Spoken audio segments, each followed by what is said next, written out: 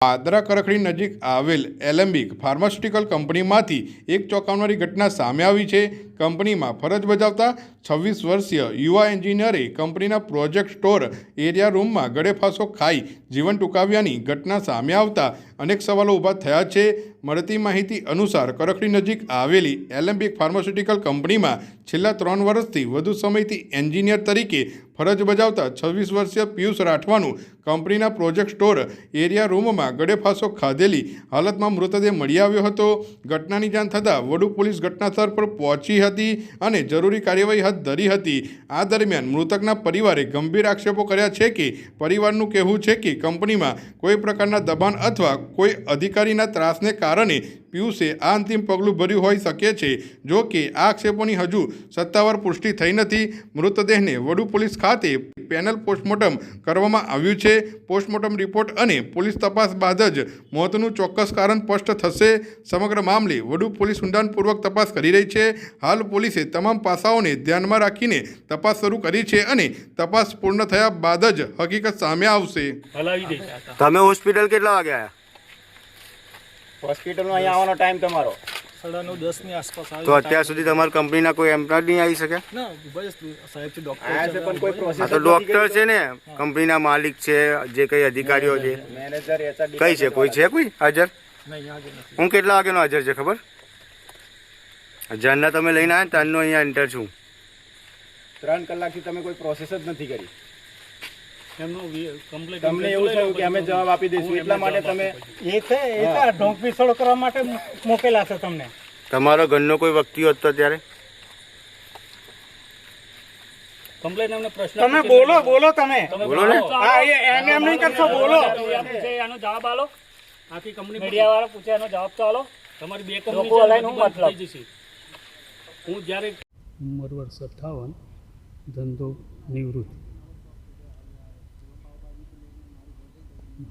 મારો દીકરો નામે પિયુષ કુમાર રાઠવા ગઈ તારીખ 4/8/2026ના બપોરના રોજ કલાક 1:00 વાગે ઘરેથી વડુ ખાતે આવેલી એલેમ્બિક ફાર્માસ્યુટિકલ કંપનીમાં છેલ્લા 2.5-3 વર્ષથી એન્જિનિયર તરીકે નોકરી કરે છે અને ચાલુ શિફ્ટ દરમિયાન તેઓને કોઈ દબાણ હોય કે કોઈ અંગત કારણ હોય કે કોઈ કર્મચારીના કે અધિકારીના ત્રાસથી મારો દીકરો તેઓની કંપનીની પ્રિમાઇસીસમાં આપઘાત કરેલ છે।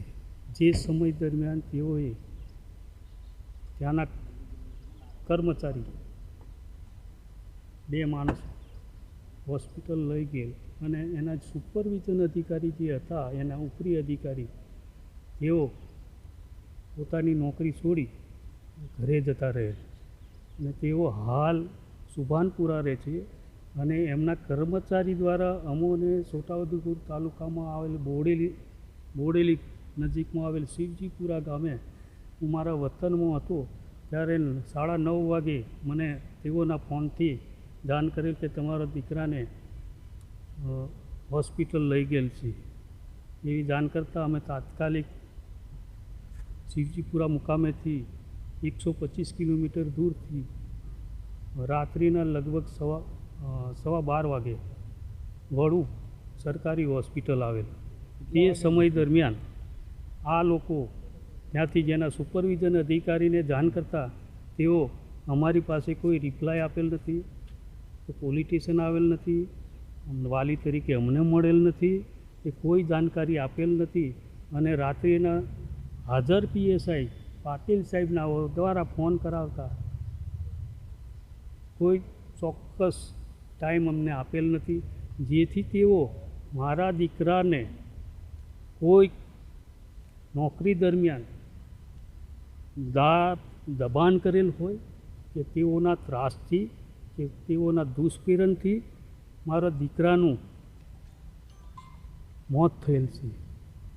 અને આ જે કર્મચારી એચઆરઆઈના જે કર્મચારી છે સવારે 7 વાગે પીએસઆઈ પાટીલ સાહેબના કહેવાથી અમને મળવા માટે પોલીસ સ્ટેશન બોલાવેલ। અમે હોસ્પિટલ આવેલ નથી, એમની કોઈ માનવતા અમને જણાઈ આવેલ નથી, જેથી મારા દીકરાના મોત બાબતે તેઓના દુષ્પીડન માટે અમારે તેઓના વિરુદ્ધમાં પોલીસ ફરિયાદ કરવી જરૂરી છે. હું નિવૃત્ત PSI તારીખ 30/6/2026ના રોજ સુરત ખાતેથી નિવૃત્ત થયેલ છું. તેમ છતાં મને તપાસ દરમિયાન પૂરો સહકાર ન મળે તો અમે આ કંપની આગળ આ લાશ અમે સ્વીકારવાના માંગતા નથી, એવું અમારું કહેવું છે. વાલી તરીકે જાગૃત દીકરાનું જો મોત થતું હોય, કોઈ કર્મચારી કે કામદાર કે મજૂર મરણ થયો હોય તો એની કાળજી ના લે કે આ તો જવાન દીકરો છે, બરાબર છે, એન્જિનિયર છે, પોતે જાણકાર છે, તેમ છતાં તેઓને મૂકી અને મનસ્વીપણે આ કંપનીના હેડ ઓફિસના કર્મચારીઓ, તેઓના સુપરવિઝન અધિકારી મારા દીકરાની લાશ સરકારી હોસ્પિટલમાં મૂકી રવાના થઈ ગયેલ છે, જેથી અમને પૂરેપૂરો અફસોસ છે કે આ તેઓના મોત વિશે જવાબદાર છે એવું અમારું માનવું છે. જો તેઓ જવાબદારી ના હોત તો ભાગી ના, અને અહીંથી વડુથી 26 કિલોમીટર સુભાનપુરા કે બરોડા આવેલું છે.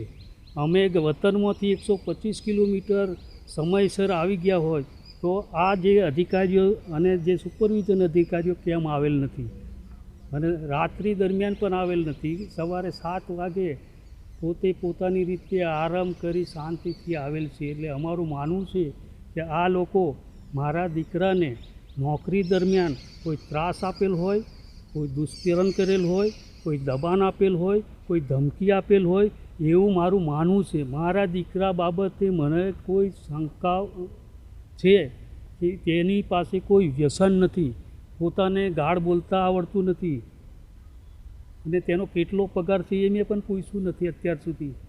મારા 2.5 વર્ષથી કાયમી છે, પરમેનન્ટ જોબ છે.